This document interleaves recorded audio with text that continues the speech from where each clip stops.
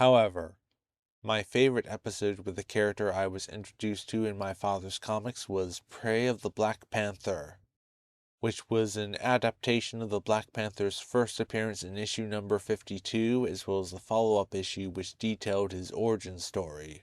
The Black Panther was such a cool character that when I read this comic, I thought that this was the series that introduced him instead of it being a Fantastic Four spin-off.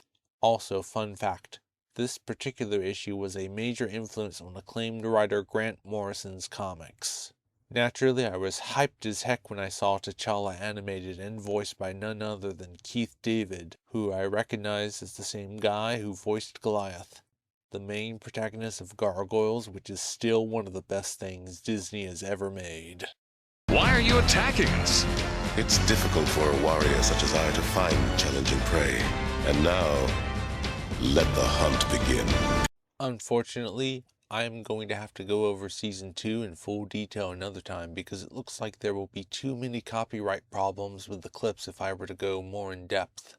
I'm very sorry. I had no idea that this would happen when I started. I'm sure you can tell from the few clips I've shown you that Season 2 is at the very least significantly better than the first, but there is so much that I wanted to discuss. Like how they took a 7.5 issue story arc, which to be quite honest, I found to be an absolute slog to get through, but managed to almost perfectly condense it down to 3 episodes.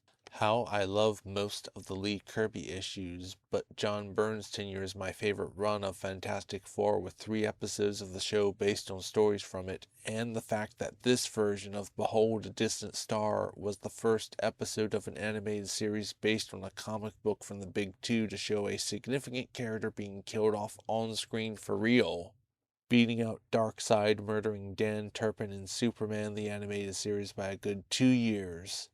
And shocking anybody who remembers the Spider-Man episode based on the night Gwen Stacy died, where Mary Jane took Gwen's place and merely got sucked into another dimension along with the Green Goblin because Fox censors wouldn't even let Spider-Man punch villains.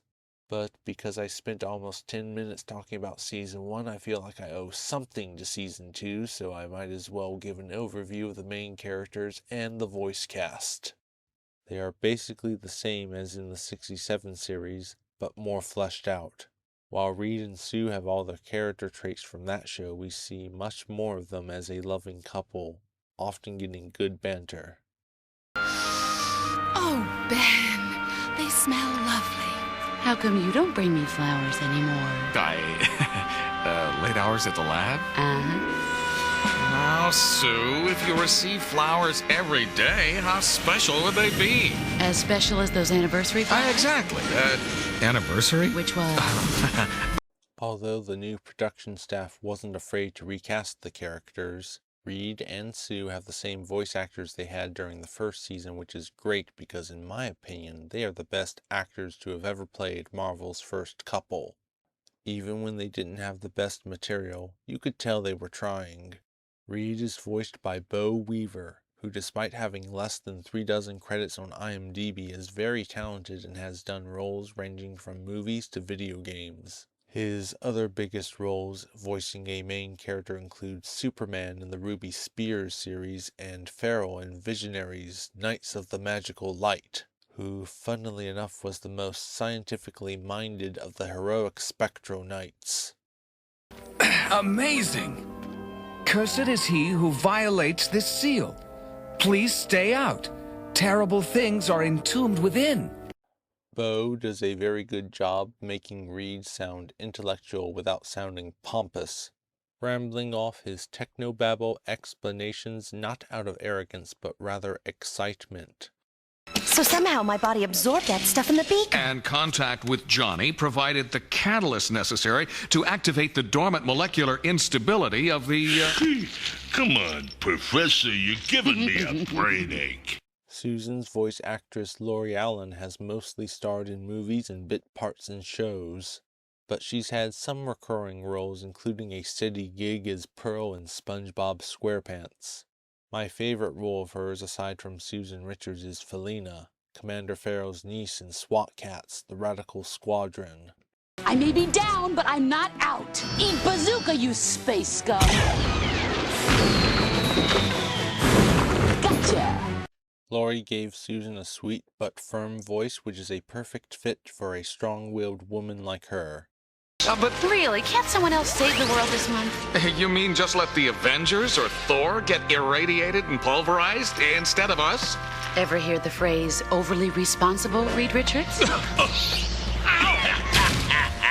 The show not only perfectly captured Johnny Storm's hot-headedness, but also his attempts at being a ladies' man, which were almost completely absent from the 60s series. We even see what Johnny angst over with his fear of being looked down as a kid by his teammates, as well as glimpses into his failed love life. Let me guess. Girlfriend trouble? No trouble. No girlfriend. Yeah. Now there's a bad joke. The Human Torch can't even find a real flame. Even our ever-loving blue-eyed rock pile has himself a steady girl. Johnny was the only member of the Fantastic Four to have his actor replaced for the second season. He was previously voiced by Brian Austin Green, and while he wasn't bad, his replacement Quentin Flynn is my favorite Human Torch. He only started acting in 1992, but in less than 5 years proved he had a surprising amount of skill as an actor and would go on to do voice work in many shows and video games. Notable roles include Axel in Kingdom Hearts, Sheldon in My Life as a Teenage Robot, and in an amazing coincidence, he not only voiced Johnny Quest in the real Adventures of Johnny Quest, he voiced him during the second season, as that was produced by an entirely different production staff who used different voices for the cast. Much like the Marvel Action Hour shows, except the first season of this Johnny Quest was 1,000 times better than the first seasons of Fantastic Four and Iron Man combined. Season 2 was still the best, though. What did you do? Remember the film of your friends? They fought these same vines. Clark's knife made a metal sound against the vines, just like that spike. I knew they were fake, made out of metal. The Thing is simultaneously a big upgrade, but also the biggest downgrade from the Hanna-Barbera series. On one hand, the presence of Alicia allows us to go deeper into his character than the 60s series ever could.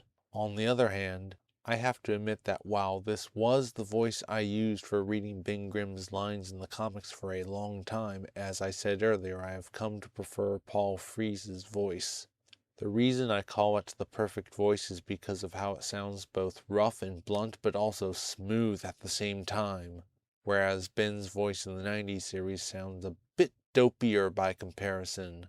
Ben is not supposed to be an intellectual. He does use improper grammar and incorrect pronunciations, however, Paul's voice managed to sound unrefined, but also more intelligent. This is still my second favorite thing because even if I prefer Paul Frees's voice, his actor certainly sells the angsty scenes Frees was never given a chance to do. Alicia's probably found somebody else by now. Somebody who doesn't look like a bad blend of Frankenstein and Mount Rushmore. Ben Grimm was voiced by the late great Chuck McCann, whose acting credits range 60 years. He has starred in numerous shows and movies, but has been doing voice acting for numerous animated series, starting with 1966's Cool McCool, where he voiced the titular character's Boss Number 1, as well as recurring villains the Owl, the Rattler, and Hurricane Harry. He enjoyed working on this series so much that he not only provided interviews for the DVD set, he introduced every episode, which admittedly made me want to check it out. Based on the clips I've seen, it's definitely no Batfink, but it does seem to have a certain charm to it. I've already laughed a few times watching it, so it's certainly better than the other 60s animated series created by Bob Kane, Courageous Cat and Minute Mouse. Other notable roles of Chuck's include Burger and Bouncer Beagle, as well as Duckworth in the original DuckTales, Blinky and Pinky in Hanna-Barbera's Pac-Man, the Amoeba Boys in Powerpuff Girls, and Mayor Grody in Toxic Crusaders. I don't like it, kill him. I mean, Dr. Kill him off. You're talking about messing with the food that little kids love to eat. I'll give you half the profits. Dale, I hate kids anyway. Dr. Doom was the only other main character to be recast besides Johnny, and just like him, it's a definite upgrade. From his first line, you can tell that he perfectly embodies the character. This is pretty uninspired. The big bad Dr. Doom kidnapping me just to lure us here to your wretched little island. Yes, I'm so sorry to involve you in the time-worn damsel in distress cliché, Mrs. Richards. I fear the only thing missing is the onrushing train. However, sometimes expediency outweighs originality. He was so good that in the following year, Saban brought him back to voice Doctor Doom in their Incredible Hulk series. I gotta stop this! Oh, but I'm so enjoying this athletic little Donnybrook. Doctor Doom is my favorite performance from Simon Templeman. He has starred in movies and shows, but has also done a lot of voice acting for video games, most notably the titular Kane in the Legacy of Kane series. Aside from Doctor Doom, my other favorite voice acting roles of his are Rick Sky, my second favorite one-off Tailspin hero from one of my favorite episodes, Bygones, who is basically Captain America if he was a World War I fighter pilot, and Sir Mordred in The Legend of Prince Valiant. He also voiced Mordred in a Biker Mice from Mars episode where they traveled back in time to the days of King Arthur. You would discover that the world is a violent and brutal place. But must it always be so? There may be many methods by which justice and truth can be protected, but the only truly efficient way to do it is with cold steel. And God help any kingdom foolish enough to forget it. And now, with all that said, I shall continue recapping the second season premiere, And a Blind Man Shall Lead Them, which shows that Tom Tataranowicz and his team should have been in charge of this show during the first season, because if they had, then it probably would have lasted as long as X-Men. Picking up where the cold open left off, we learn that the Fantastic Four survived Doctor Doom blowing up the island they were on thanks to Susan's force field keeping them alive until they could be found by a submarine crew. Unfortunately, when the team recovers consciousness, they find that they have lost all their powers, including the Thing, who is now Ben Grimm again. He almost proposes to Alicia, but the fear of his old self makes him hesitate.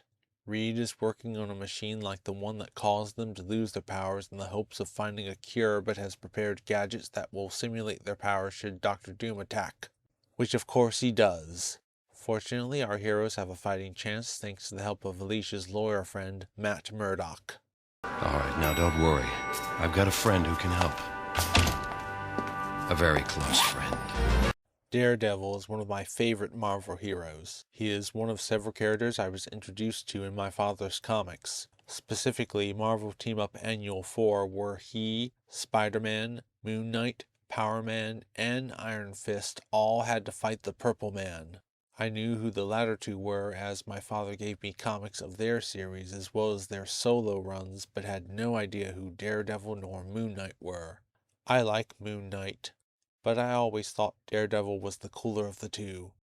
I mean, he's a heroic lawyer. How rare is that? Funny, a lot of people react that way to lawyers. I should note that this Daredevil is based more on Stan Lee's original run and not the more famous Frank Miller run. I don't mind this because I love all the pre-Frank Miller Daredevil runs. I also love Miller's initial run with the character, and would even go as far as to say that's my favorite work of his. However, I feel that Born Again is overrated and it marked a long period of the title becoming spotty, until it finally lost me for good when his girlfriend Karen Page was killed off, so I have no problem with Saban choosing an earlier version of Daredevil over the more famous noir take on the character. It worked well with his guest appearance on Spider-Man the Animated Series, but in my opinion this season of Fantastic Four is better done than even the best of that show with just a couple exceptions. Even if his joking can make him feel like a Spider-Man knockoff at times, they still do old Hornhead justice here. The day the FF can't handle things. Now, if everyone's had their say... Daredevil leads the Fantastic Four out of the smoke and we get a really cool point of view shot showing us Matt's radar vision. He offers to draw Doctor Doom's attention while the others storm the Baxter building. This episode is based on issues 39 and 40 of the comic, which have some glaring flaws in them that the animated version corrected. For starters, instead of losing their powers fighting Doctor Doom, it happened after the team was defeated by a group of villains called the Frightful Four, who appear in the episode right after this one. Replacing them with Doom really helps the story feel more cohesive, as it makes much more sense for him to go after them the moment he learns that they're still alive. compared to him attacking out of nowhere right when they happen to be defenseless. A coincidence so contrived it borders on parody. I'm off to answer the call of nature. If by any freak chance Oliver Cromwell drops in here for a cup of milk in the next 90 seconds, remember, the king is not hiding here. Yes, sir. Green sleeves is not... Good evening, citizen. I am Oliver Cromwell. Oh, but that's not the biggest improvement on the original story. We'll get to that in a minute, but another is that Alicia doesn't even appear in the issues adapted. Although brief, her scenes really added a lot to this episode, and cutting her out takes away the focus on Ben getting back in touch with his humanity, which is the sort of thing that initially made Marvel heroes distinct from DC ones. Anyways, Daredevil keeps Dr. Doom occupied until the Fantastic Four can get to the control room, but unfortunately he has prepared for them. I will now suck all the air out of the room, and like the martyrs at Masada, you may watch each other die. Fortunately, they are locked in with the machine Reed hoped to restore their powers with, so Ben Grimm bravely steps into it. Even though Sue pleads with him to let her go, he knows that there's no time to waste and becomes the Thing once more. Classic Marvel angst, except this isn't how it went down in the comic, where they managed to escape the death trap thanks to Reed restoring the powers of everybody except for Ben. But if that's the case, then how did he inevitably change back into the Thing? The answer can be seen in this page with quite possibly the most morally reprehensible thing done by any hero drawn by Jack Kirby. Reed uses his device to turn Ben Grimm back into the Thing, and when he says that he doesn't want to, Reed simply tells him that he has no choice. You jerk! You jerk! You jerk! You jerk! That's right, originally this wasn't a willing sacrifice. If they were caught in a death trap and only the Thing's strength could break them out, you could possibly argue that Reed was right to force Ben to change back. But no, Reed's too chicken to even try facing Dr. Doom without the Thing backing him up. Oh, poor Ben. You stuck with the team so long they became your family, only to be betrayed by them. Sorry, Chubby. You should have chosen your friends more carefully. Aside from the fact that it's completely immoral to force this on Ben, it doesn't line up with Reed's character. Up until now, he has desperately tried to develop a cure that will turn Ben back into a human. Why would he just throw away a miraculous cure like this? Well, you got me. By all accounts, it doesn't make sense.